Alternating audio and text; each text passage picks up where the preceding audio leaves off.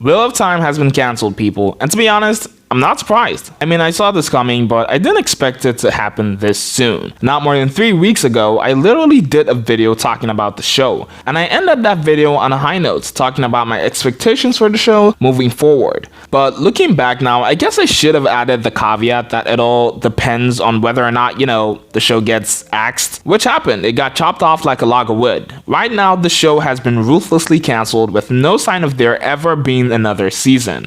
I mean, wow, just wow, you really did it, Amazon. You really lived up to your soulless capitalist reputation on this one. But today's video goes even beyond Amazon, because there's a disturbing trend here, and I think we need to talk about it. Shadow and Bone, Netflix's premiere fantasy series, got cancelled back in November of 2023. Cursed, one of Netflix's first fantasy shows, got cancelled after just one season in July of 2020. Lockwood & Co., another Netflix fantasy series, got cancelled in May of 2023. I think you're starting to see a pattern here, and apparently even big IPs like The Witcher and Wheel of Time aren't safe. The Witcher, which started way back in December of 2019, was supposed to have 7 installments, but now is only going to get 5. What is happening? Why exactly are these companies murdering fantasy adaptations? To answer this question well, we have to start from the beginning. So, if we can all remember clearly, there was a time period where fantasy and sci-fi were the only things that mattered. It was a zeitgeist. No, not really. It was more like a plague, if we're being honest. You literally couldn't escape. It was everywhere, from books to theme parks to video games. You couldn't escape the reach of fantasy and sci-fi. It was insane. And that's why a lot of people who grew up in that time period are huge fantasy and sci-fi fans. And those people are now the people with the highest population all over the world.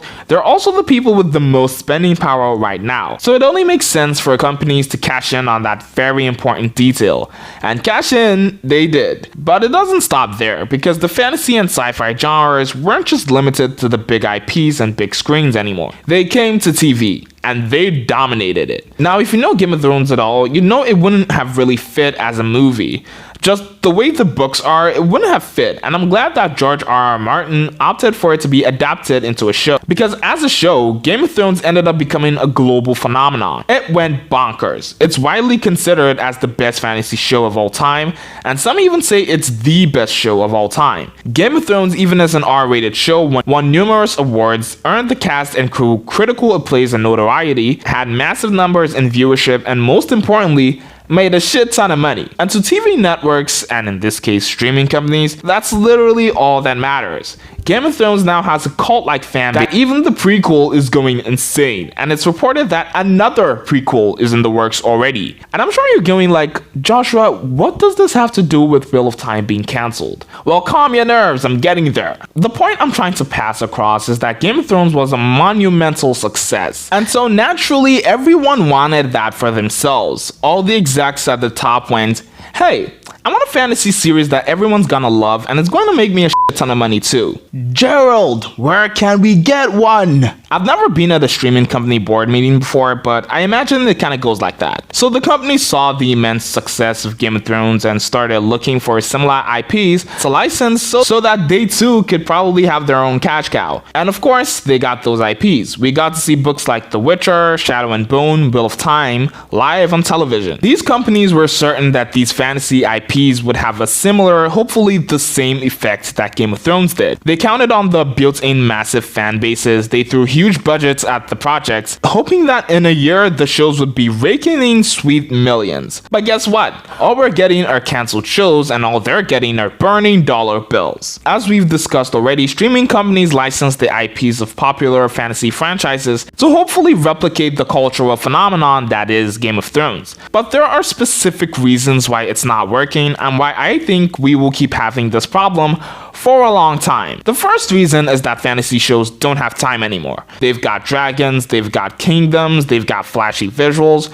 but what they don't have, time. Streaming platforms want instant hits. If it doesn't break the internet in 48 hours, kill it with fire. Burn it at the stake. Shows like The Witcher, Shadow and Bone, and Rings of Power have solid production, but they often lack the depth, edge, or unpredictability that made Game of Thrones so addictive. And this all just comes down to the showrunners being caught up in their own head and egos that they somehow think they can do a good job at storytelling while trying to condense half a book into one episode. Newsflash, it doesn't work that way. And this should just be common sense because your very first audience are the people that are familiar with the source material, the book fans, and they'll tune out if you sacrifice the book's best moments just to speed up the plot for people with the attention span of a goldfish. And I'm not trying to throw shade at anyone. At this point, 90% of the human population have half the attention span of a goldfish. You're lucky if you got the whole thing. So as a producer, your goal shouldn't be trying to get the most actiony sequences or the most shocking scenes out there as fast as possible, because to be honest, that's not gonna do any good in the long run. But I'll talk more on that in a bit. Also, companies like Netflix drop all episodes at once, which means no weekly buzz, no theories, no memes that slowly take over Reddit. It's like trying to start a campfire with a flamethrower. It's gonna burn very bright, very fast, but it's also going to go out just as fast. And this is one of the biggest problems of Netflix's model, whether they choose to admit it or not. A show needs that room to breathe. The advantage of week-to-week TV cannot be overstated. It generates discourse, it keeps interest for longer. It's just overall a better model. Because with the binge model, when fans are done with the show that weekend, that's it, except for some cases with major smash hits. But not every show is a smash hit, especially right out the get-go, and they'll probably never get the chance to be if they are the topic of discussion for only one weekend. HBO's risk versus today's algorithms. HBO wasn't just rolling the dice with Game of Thrones, they basically bought the whole casino. The original pilot was a mess according to internal screenings, so they reshot it, recast roles, and spent millions extra, just so that beyond a doubt, they would get it right. They believed in the long game. Streaming platforms today, not so much. If people don't binge a whole season in one night while also folding laundry, it's not good enough, so it's getting cancelled. There is no room for slow burns, which is wild because Game of Thrones was literally a slow burn about a long winter. And the very nature of epic fantasy is just a slow unraveling of a much bigger picture. And here's a fun fact. Game of Thrones wasn't always a global phenomenon. In fact, it started off as a slow burn, just like many other shows on TV. After season 1, it got some new fans, but still nothing mind-blowing. It wasn't until season 3 that the show absolutely exploded, which is what happened with Wheel of Time as well. Wheel of Time season 3 is its best season yet, by all accounts. Both critics and the audience loved it. Now, although viewership did drop this season, it wasn't because of the season itself, it was because of the precedent that the previous seasons had already set. Which leads me to my next point. Showrunner ego trip. The showrunners decided we needed more drama, love triangles, but guess what? These little enhancements didn't come from Robert Jordan. They came from egocentric studios. As expected, the book fans quickly spotted big narrative shifts, like killing Perrin's wife or Rand's pseudo-romance. They totally changed the personality of some characters, and when you do stuff like that, it's not even the same story anymore. Apparently, they even shut out Sanderson, which he has been very vocal about, especially since the show got cancelled. I don't know, man, how can you not take the advice of the person who literally completed the books and writes stuff like this for a living? What are you even thinking? That level of egotism needs to be studied. And it's funny because this isn't the first time we're seeing it. We've seen it over and over again. We saw it with Game of Thrones itself towards the end, when the showrunners decided to do just whatever made sense to them and not for the story. The only difference now is with Wheel of Time, the madness started since episode 1, and this made me genuinely annoyed because I did enjoy the show. I haven't read the books, but from what I've seen, many book fans who are in fact its core audience were not so keen. It's a bummer, it really is. Now, let's close the elephant in the room. It all comes down back to money. Fantasy is expensive. CGI, costuming, exotic locations, none of it is cheap. And if these massive budgets don't bring in enough new subscribers or views, they're the first to go. And that's the major problem I have with the current landscape of streaming,